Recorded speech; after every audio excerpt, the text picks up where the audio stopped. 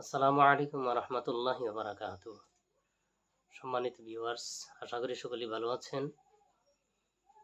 অনেকেই বলে থাকে যে কিছু কিছু ক্ষেত্রে মিথ্যা কথা বলা জায়েজ আছে।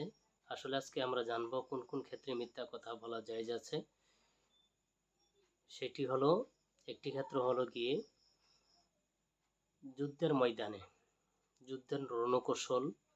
আপনি দুশ্মন জিজ্ঞেস করেছেন, যে কোনো পর্যায়ে আপনাকে জিজ্ঞেস করেছেন, এই পর্যায়ে আপনি আপনার যে রণকৌশলটা আছে সেটা ব্যাপারে তাকে তথ্য দিতে পারবেন না, এই ব্যাপারে মিথ্যা কথা বলা জায়েজ আছে।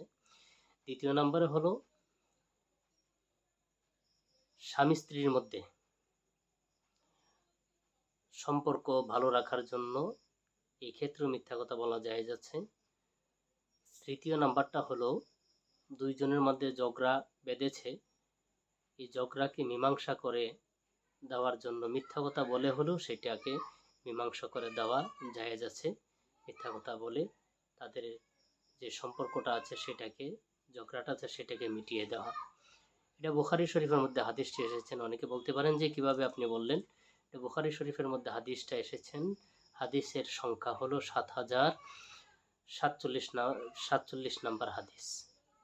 আশা করি আপনারা সকলেই বুঝতে পেরেছেন। আল্লাহ তাআলা আমাদের সকলকে এই এই কথাগুলোর উপর আমল করার তৌফিক দান করুন। ওয়া আখিরি দাওয়ানা আলহামদুলিল্লাহি রাব্বিল আলামিন। আসসালামু আলাইকুম ওয়া রাহমাতুল্লাহি ওয়া বারাকাতুহু।